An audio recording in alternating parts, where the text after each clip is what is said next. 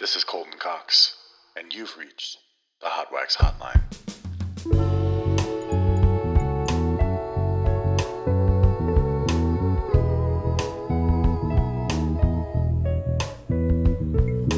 Hot Wax Hotline.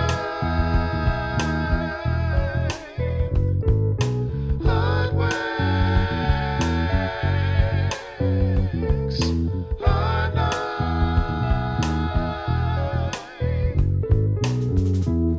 Howdy there, cowpokes. Welcome back to another episode of Hot Wax Hotline. I'm so glad you called in today.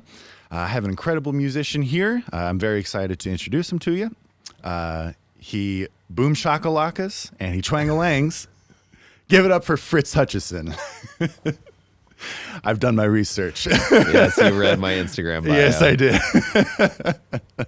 How you doing today, man? I am doing just fine. Thanks for having me. Yes, we are very excited to have you there. As I told you in the message I sent you to get you on here, I'm a very big fan of yours, so I'm excited to really get to know you a little bit better and kind of learn more about some of the stuff behind your music. So I appreciate it. Thanks. Well, yeah, we start every episode with a little segment we like to call Hard Pressed. And it's basically going to ask you some lightning round questions, just kind of a one or the other type thing, and just try to answer them as quick and clean as you can. Okay. Okay. All right, we're going to start off easy, and we'll increase the difficulty as we go. Okay. So very first one, dogs or cats? Cats. Thought that would be. Italian or Mexican food? Mexican food. Good KTK. choice. Right? Man knows the city. Okay. Chet Atkins or Jerry Reed? Jerry Reed. Jerry Reed. Yeah. Can I ask why? Complicated. Chet Atkins made some production crimes that I can't back up. Oh. But Jerry Reed's the Alabama Wild Man. Come on. That's true. Come on. He's so fun. Yes. He's so fun. Yeah. I've come across maybe 4 people in my life that know who Jerry Reed is, and they're all fun people. Yeah. Yeah. He's a good timing guy. Yes. He's a killer player. They're both killer players, but you know. Yeah. I love Jerry Reed. He's incredible. Okay. Joni Mitchell or Joan Baez? Joni Mitchell. Perfect. Yeah. I might addendum that question with Joni Mitchell or Bob Dylan. Simply because I think Joni's not a huge fan of Bob. Well, you know, I don't want to get in the middle of all that. Mom and dad are fighting. Yeah. I'm rolling with Joni. Yeah. Joni's so cool. And all three, Joan, Bob, Joni, they're all great artists, so it's kind of hard to pick one of them. But yeah, I agree. Joni is kind of the front runner there, I think. Okay. Last one. Okay. This is a Kansas City related question. Joe's or Gates barbecue? And I know there's other barbecue places, but the more iconic ones, I suppose. I guess I'm a Joe's man. Yeah? Yeah. Okay. Not much of a barbecue guy in general? Well, I just don't really go for it that often. I don't really either, to be fair, but. But when I do, I'm probably either going to Joe's or Arthur Bryant's. Oh, but man. It's really like I should have put that one. It's on like there. people are from out of town or something. It kind of is like that. I don't know. I think I went really hard on the barbecue in my 20s. Yeah. And I left that all behind. I didn't leave it all behind, but I don't know. I'm just gonna Joe's. Well, let's get start into the this. interview already. But so are you Kansas City originally, or are you from somewhere else? I am from here. Okay. I wasn't sure on that one. So I've always lived here. so you get the barbecue game as part of your blood, I guess. I guess. I don't know. We all know Kansas City's only barbecue, right? There's nothing else to Kansas City. That's all we eat. It's all we do. Guzzling the sauce. Straight sauce. Yeah. So I guess we can take it from there. So you're from Kansas City. When did you start playing music? It's kind of earlier on, or was it a little later in life? I was 12 years old. 12? Just a boy. I got some drums for Christmas when I was 12. All right. That was that. Perfect. Off to the races. So drums were first, and then I know you play a few different things. What all do you play?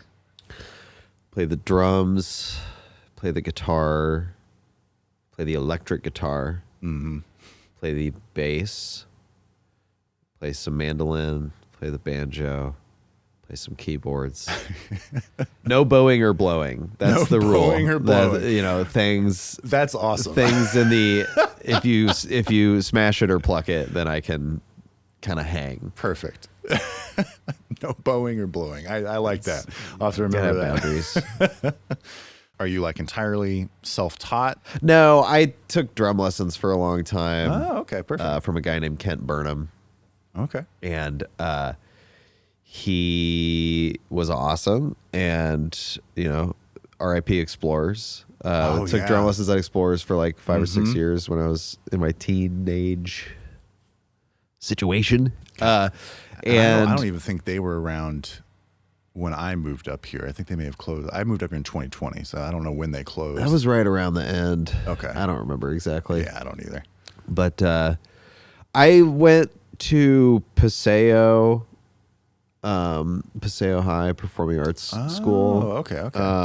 And like just all through high school and stuff, I was in like jazz band classes, and I went to jazz camp every summer, and I tried to absorb as much as was available in the academic situations that I was in. But I didn't go to college. I just, after high school, I was done. God, I wish with I had done rules and just started gigging. Yeah. So part of prepping for interviewing you today, I mean, I've listened to lots of your stuff, but I hadn't really done like a deep dive on your things. So I hopped on YouTube, watched a bunch of your old music videos and stuff like that. And the thing that immediately struck me is how many people you have worked with that are like still active music people now. So I wanted to throw out a couple people you've worked with. Mickey P. Yes. Who's also been a guest on the show. Great. She's great too. I love everything she does. Hey, Yes. Mickey. Hi, Mickey. Allison Hawkins, of course. Of course. From True Lions. And I'm not sure, does Allison do anything other than True Lions? And I irregularly, but Allison's really cool about making True Lions into like a million different things. Yeah. So like I've seen that. Yeah, we did like a all disco covers set recently, and I saw that. Allison's like a real leader, and kind of just does whatever they want to do. So shapeshifter. Yeah, I'll have to get them on here sometime. yeah, you should. And then I don't think he's in KC anymore, but Trevor Turla. Yeah. Yes. Hi, Trevor. Bodacious Thing. Yeah. Another person. Yes, hello. I doubt they watch, but we'll see. Full Bloods is a newer project, right? A new-ish. Newer to me. Newer to you. It's actually been a really long-running thing. Okay, I wasn't sure because I kind of found them through you, so I didn't know how long you'd been in the group or anything like that. So, couple years for me. Fritz and Sons. Yep. It's kind of the Hey Fritz. yeah, hey Fritz. Yeah. And then one that I wanted to ask about in particular was the Crew Decrypted stuff. Yeah. How did you get that whole thing started? And you've been doing it for a while now at this point. We just did our fifth year. Yes. That's what we did the disco band thing for. Oh, okay. Yes. Yeah. Well, Mardi Gras. Of course. You've heard of it? Yes.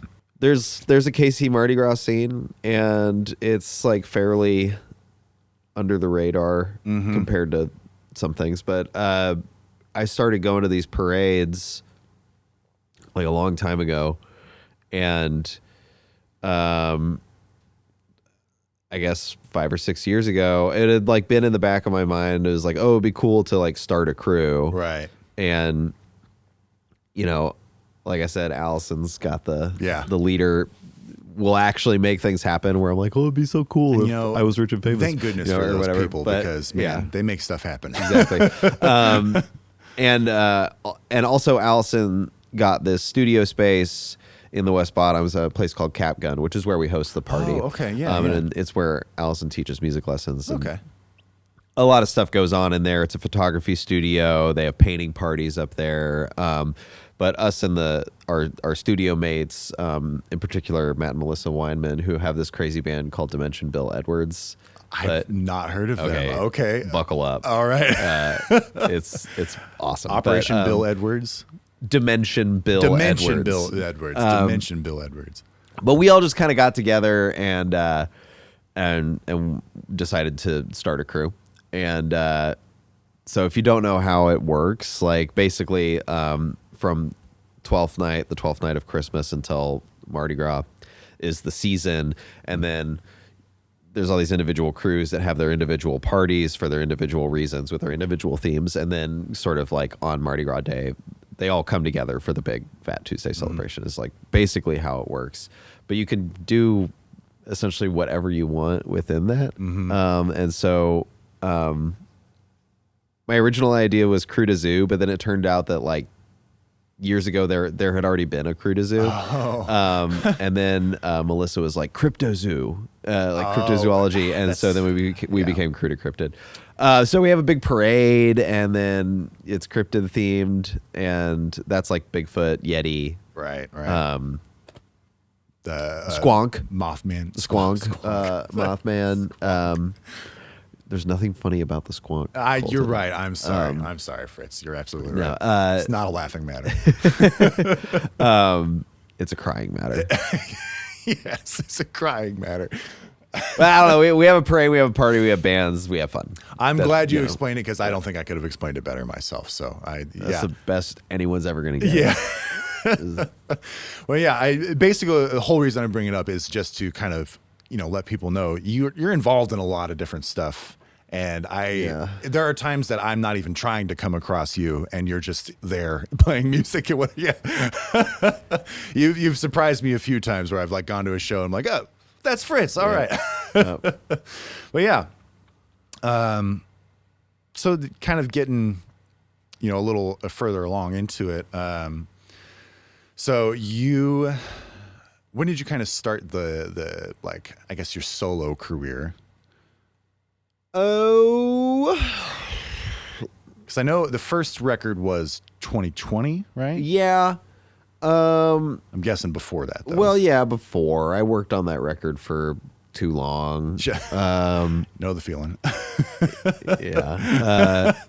I probably tinkered away on that for 4 years or something like that.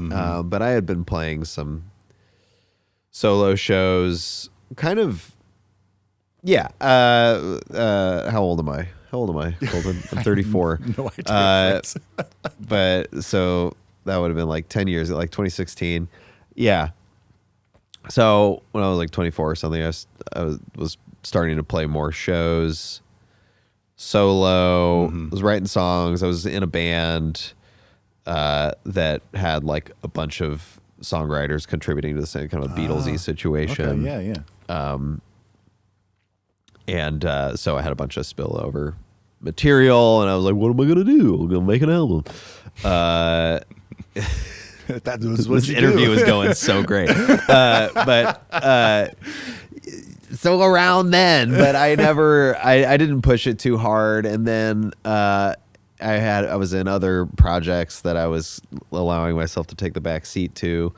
And then I decided in like 2019 that I was gonna like take my do the self damn thing, my self thing more seriously, and like put more focus into that. So put my first album out in 2020. Yeah, been kind of more focused on that since. Perfect. Which is why I'm in 9 other bands. Right. Well, I mean, partially it's kind of your fault because you're a drummer, and just there's always a drummer shortage. It's all my fault. It's all his fault. Well, yeah. So I don't want to get too deep into like the actual music aspect yet. So I think I'll interject here, and I'll have us play our second game. Okay. Just to keep the ball rolling. So this one it's a new one. I try to do a new game with every episode, but sometimes I repeat stuff. It's musical categories. Okay. So normally the way that you do this with categories is you have like A to Z written down. You have to write like something on each one. I wanted to simplify it. So basically, I'm going to give you a question that has like a broad category of songs or artists in it. Okay. And then you give me, the song or artist that you think answers that question. Pretty straightforward. Yes, pretty straightforward. So very first one, the context has nothing to do with you as an artist. I just thought it was funny. Songs about California. California. The Joni Mitchell song. California. Yes. Do I just go until I can't no. anymore, or You is it just like have to give me one and done? Okay. You just give me one and done. This one might be a little trickier. Songs about the weather. Favorite song about the weather. I'm just thinking about all the people that you listed before. Don't need a weatherman. No one's the wind blows. That's not about the weather though. It's about a weatherman. So that doesn't count. No, it doesn't count. It doesn't count. Does Raining Men count? It's raining men. Yes, it counts. Okay. It counts. It's a certain type of rain. 2 tons of fun. Okay, so this one will be slightly more serious. More of just a general question. Yeah. Sorry. Favorite guitarist or drummer, and what band are they in? You can't ask me about both of those things. Well, okay. I wasn't sure which instrument that you learned first, so we'll do drummer. Favorite drummer. I started on the drums. It's a very hard question because there's so much that I like. Mm-hmm. There's so much good stuff.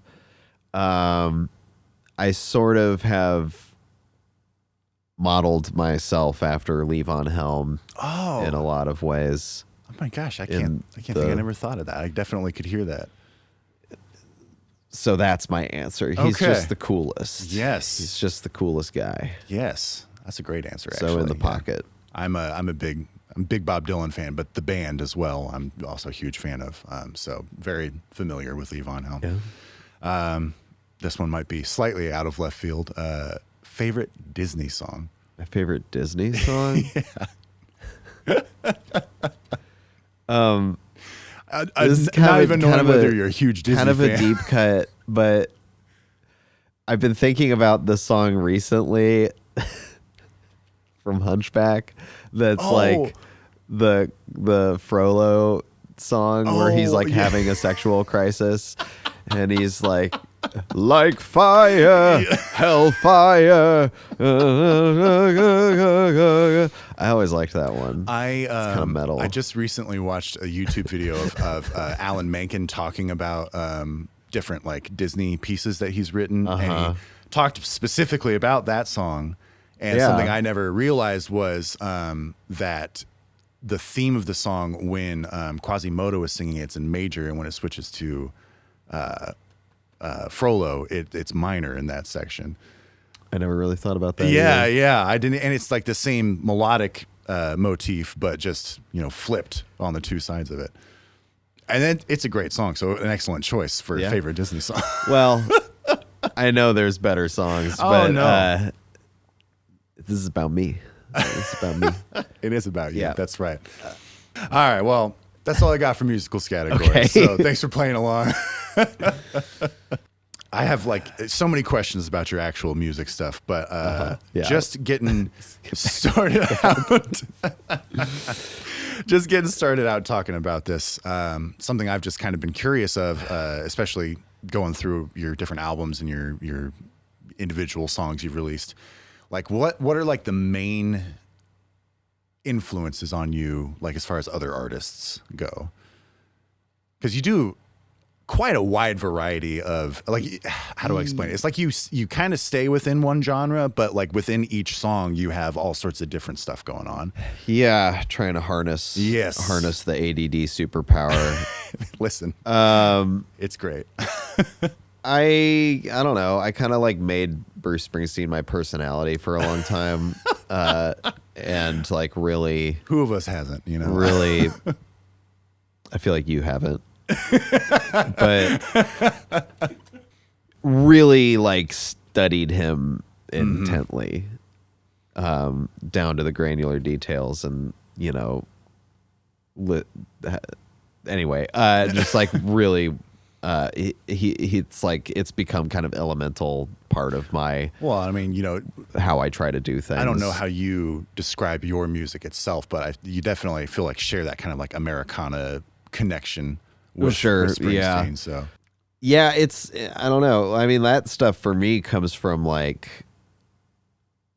the "Oh Brother, Where Art Thou" soundtrack, or like Norah Jones, or like I'm trying to think of like being a wee one and just like being in the back of the car and like what music was being listened to like in the family car, because I feel like ultimately that's like all of the most essential stuff. So it's like oldies 95 and like friendly bluegrass from the 2000s.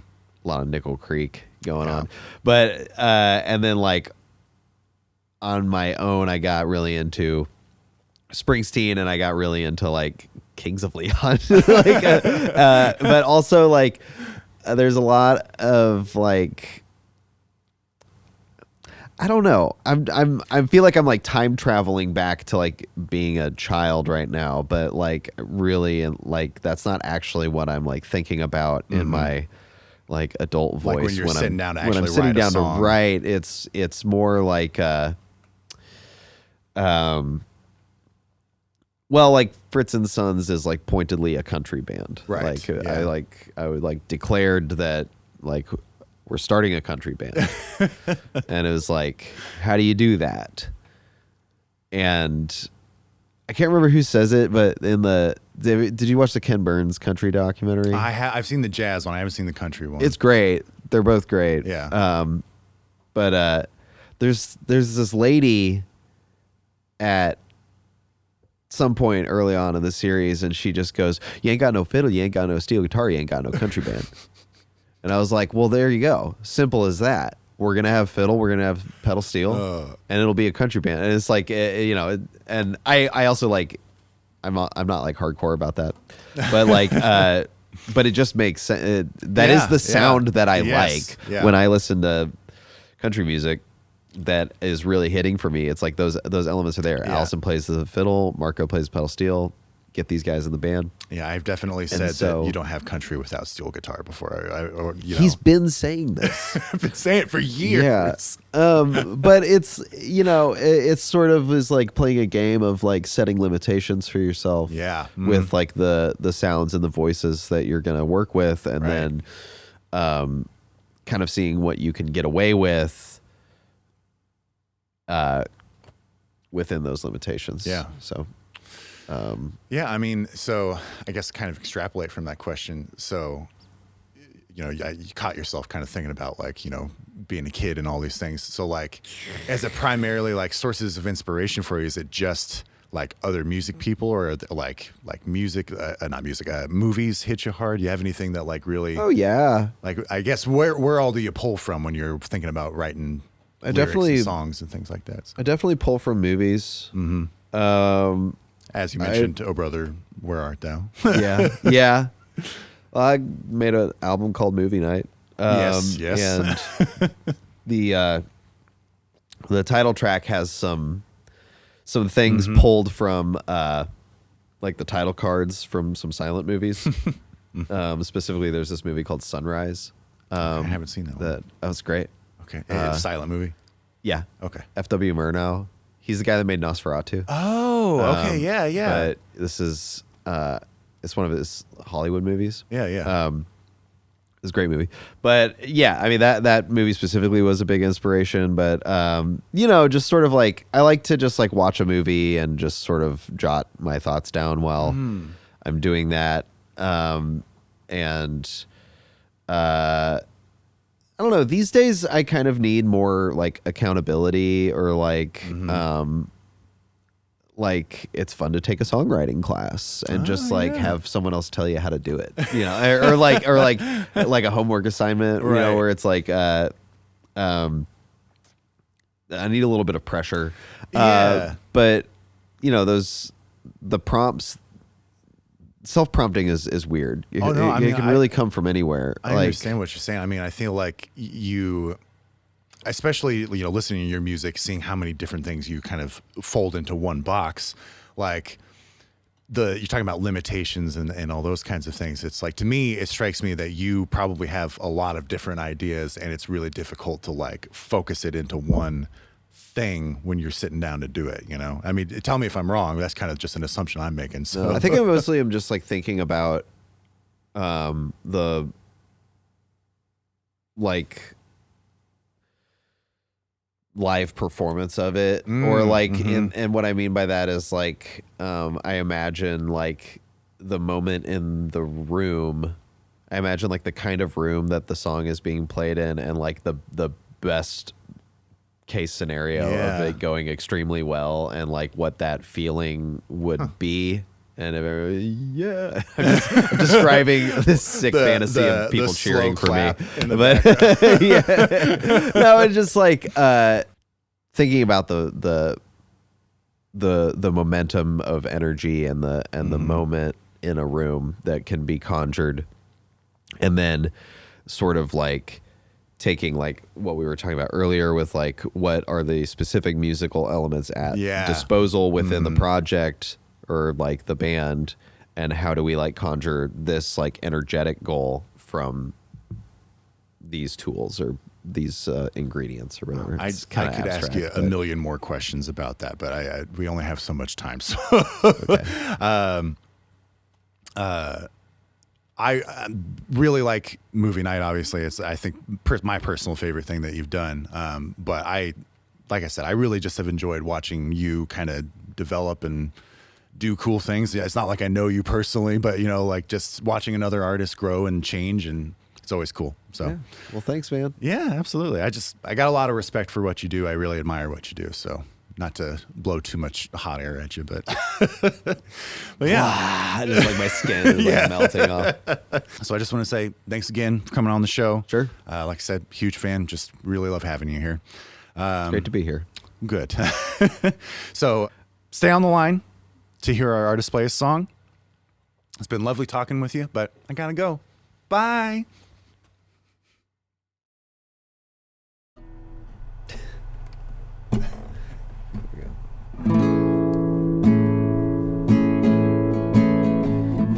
Days snowed in with two cats and my best friend. The water pipes froze up again. Double-barreled hair dryers in the basement, held up high, set too low, racing against a breaker blowing. Things might go from stress to worse should this weather cause a burst. This ain't theater, I really need her.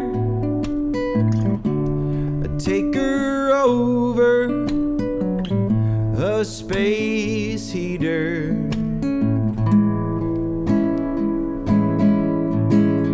It's always been hard to see cracks in the brittle old PVC. This strip here's but a crocodile tear. You could take it on faith, that's a fate to fear.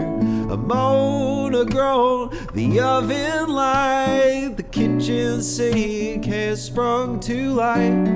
Doing the dishes, that's your price. Scraping off the sauce that you made last night. This ain't theater, I really need her. I'd take her over a space heater.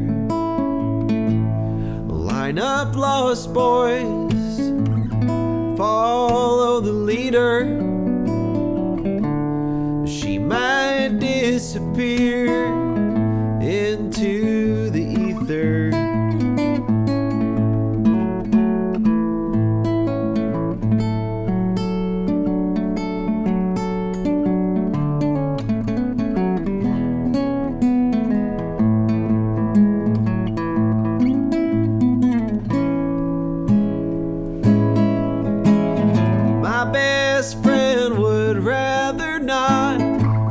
So we talk.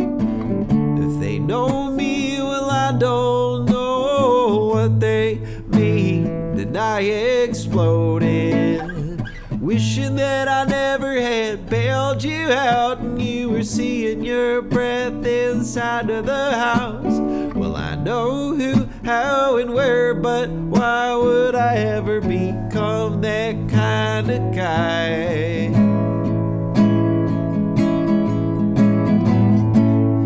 This ain't theater, I really need her. I'd take her over a space heater. Line up, lost boys, follow the leader.